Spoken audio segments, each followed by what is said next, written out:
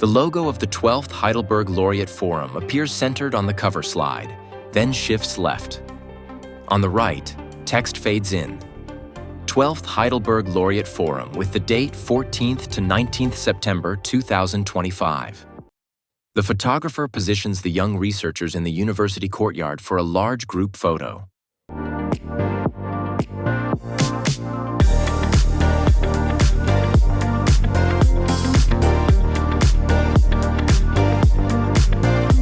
At the moment the photo is taken, the young researchers hold up a sign showing the logo of the 12th HLF.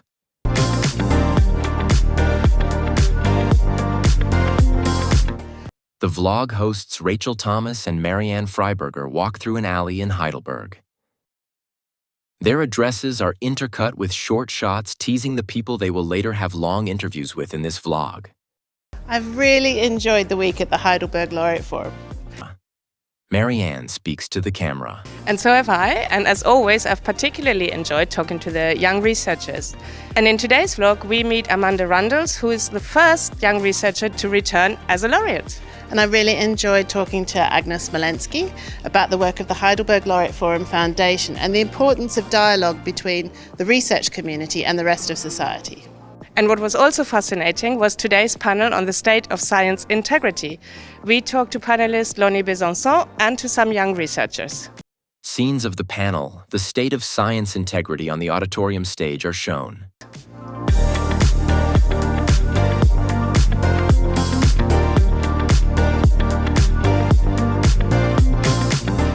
Marianne sits with Lonni Besançon on a wall in the university courtyard, with the old University of Heidelberg in the background. She interviews him. Lonni, one theme that has emerged throughout the week is the need to bring kind of human values to maths and computer science. And your panel tomorrow on the state of science integrity kind of fits into that theme. Could you tell us a little bit more about the idea in the panel? Yeah, so the idea is to discuss with a little bit of different actors within the science integrity world. So that includes publishing sector, but also people that have been involved in either reporting or talking about fraud in the past, and trying to see what kind of misconduct happened, why it can happen, and the kind of things that we could do to prevent it. Because eventually, at the end of the day, all of this boils down to some of the values that we have in academia and how we evaluate researchers and how we give them maybe the wrong incentives to, take shortcuts perhaps for their career. And we want to try to talk about all of that tomorrow. Do you think the HLF has the power to change research culture? I think so. I mean, obviously a lot of people come here, some people, including some people that have like a pretty big career for all that, the measures that we use. But I think the thing that has the most power here is that there's actually so many young researchers. They're the ones who are going to shape the future of academia. So when we talk about misconduct, for instance, they're the ones that in 10 years can say, oh, I should make sure that I don't implement this in my lab because it has led in the past to all these problems. So I think this is the way to do it, really a bottom-up approach rather than a top-down approach. We could try both, but I think really the future is on actually inspiring young researchers to do things a little bit differently. And I think the HLF is doing exactly that. In quick succession, 3 people from the audience are shown asking this panel questions through the catch box. These 3 people now give a statement. Juniper Calderon, young researcher, American, stands with Marianne in front of the camera in the university courtyard. Marianne asks her a question, and she responds. We've just come from the panel on the state of science integrity. Juniper, what is, in your opinion, the most concerning example of misconduct in scientific publishing? I'm most concerned about conflict of interest between editors and the journals that they're on. If an editor writes a paper and they're also the ones sending it through the system, that seems to be really concerning. Aaron Fernandez, alumnus from the 10th HLF 2023, responds to Marianne in the university courtyard. I work in pure mathematics. I'm not affected by things like data fabrication, but something that I think was not mentioned on the panel is a sort of semi-plagiarism where an existing result and proof can be modified slightly so that it's technically new, but the modification is so trivial that it's really not worth anything as research, but it can still get published, which counts as low-quality, low-effort publication, and then people can mass-produce such papers and the quantity becomes huge. Marianne asks Franziska von Albedil, young researcher, German, a question in the university courtyard, which she responds to. Franzi, has there been a particular thought or idea that you're taking away from the panel today? I loved learning that there are scientists who are systematically looking into this, who are pointing out misconduct, who are addressing it. And I also really love to learn that young researchers have places they can go to and people to talk to if they suspect this is happening in their own lab, in their own environment, and have people that can help them figure out which steps to take in these cases. During the Innovation Cafe in a lecture hall, several group tables are arranged where people sit together. Each table has a large sheet of paper with a circle drawn on it, covered in post-its added by the group. The groups discuss, then everyone applauds. Rachel Thomas, speaking, sits with Agnes Szmolenszky, executive director and member of the board of the HLFF, in an empty university lecture hall. Agnes Szmolenszky responds to her questions in a longer interview format. We're here with Agnes Szmolenszky, the Executive Director of the Heidelberg Laureate Forum Foundation. Agnes, I think this is your first year attending the HLF as Executive Director. What originally drew you to the work of the Foundation? What drove me to the Foundation is its unique mission to connect, to inspire and to empower the next generation of scientists, to create spaces for some of the most, I believe, brilliant minds and curious minds across the world, and then to share the excitement of science with the public as well. We were really struck by something you said in the opening ceremony, that there is no science without society. So what did you mean by that, and how do you see the work of the Foundation supporting that? I really feel that without society understanding why we do science, how can science support us and support us making the world a better space, and I really believe that and mean that. I really don't see the kind of future for science that it should have and the kind of role I believe it should play in our lives. And it's not just about making sure that kids are inspired or that some of them will choose careers in science, but it's a lot about, anybody kind of from the street across the world, understanding that what we do is actually deeply connected to everybody's lives. It's not just an isolated, some sort of a non-understandable, isolated knowledge type. And with technology accelerating at an amazing pace these days, I think it's maybe even more important to support people to be a little bit more informed, and then of course to have the trust as well in what we do. It's a very exciting journey. Small group interactions in circles on the grass in the university courtyard with the laureates Avi Wigderson, Whitfield Diffie, Madhu Sudan, and Richard S. Sutton.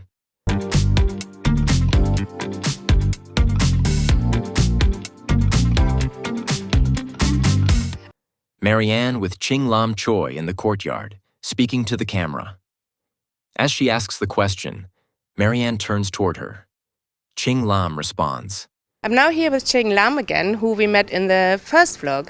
Ching Lam, how's your week been? Has there been a particular highlight? There's so many highlights to choose from. I'd say we're talking to laureates and also with young researchers, because one realizes that everyone is quite similar, and that's a very comforting and very encouraging thought. Like, for example, in the panels. Her response is visually underlined with shots from the panel.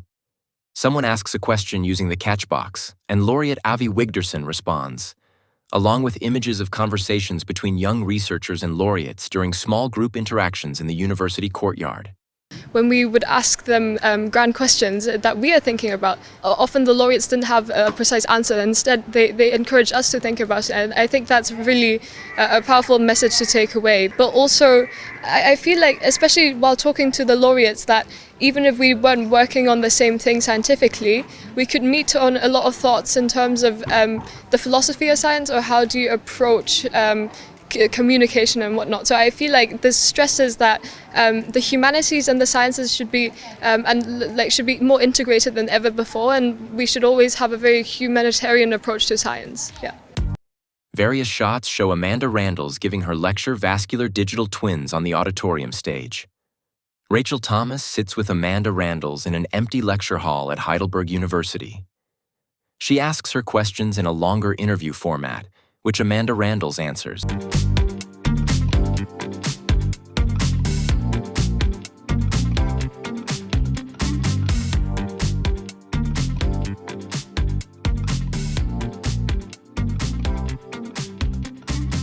I'm here with Amanda Randles, who attended the Heidelberg Laureate Forum as a young researcher back in 2013, and she's the first young researcher to come back as a laureate. We heard in your lecture about your work in digital twins in healthcare settings, and about how that brings together research from many areas, from fluid mechanics to artificial intelligence. Can you briefly tell us what a digital twin is? Yeah, so a digital twin is interesting where it's really a virtual replica of a physical asset, but it's more than just a personalized model. It is getting informed by, sensors or other kind of real-time data to be a dynamic replica of that physical asset, with the hope of affecting that asset at some point down the line as well. From the health side, we're kind of using these for questions like heart failure. So I think one of the first examples of a real digital twin will probably be in that heart failure space.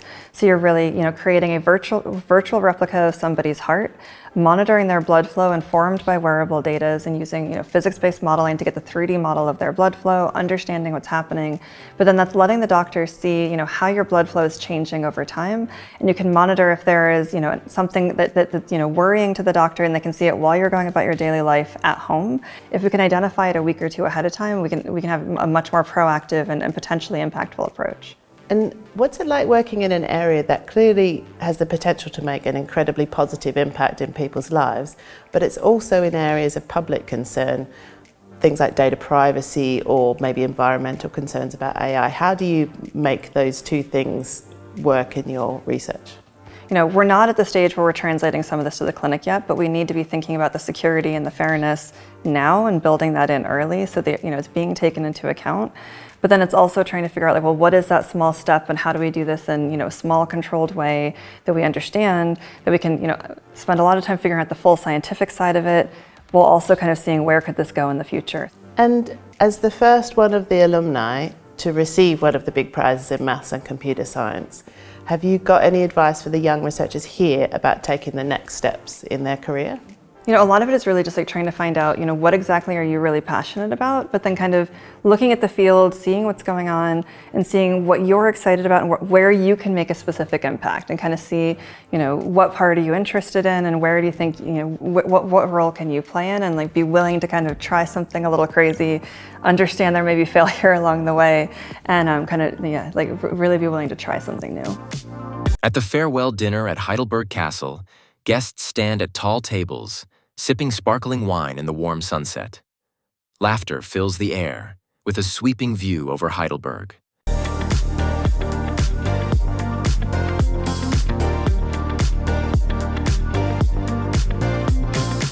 In front of the camera, Rachel and Marianne raise their glasses, bid farewell, and look ahead to the next Heidelberg Laureate Forum in 2026. This is one of my favourite parts of the forum, gathering here at the castle with new friends and old friends in this spectacular view. Yes, it's a fantastic place to celebrate a great week. We've really enjoyed sharing the 12th Heidelberg Laureate Forum with you. See you next year! See you next year! Snapshots of the evening capture lively moments. Guests with glasses of sparkling wine deep in conversation, cheerful group photos, and a wide shot of the castle courtyard filled with people.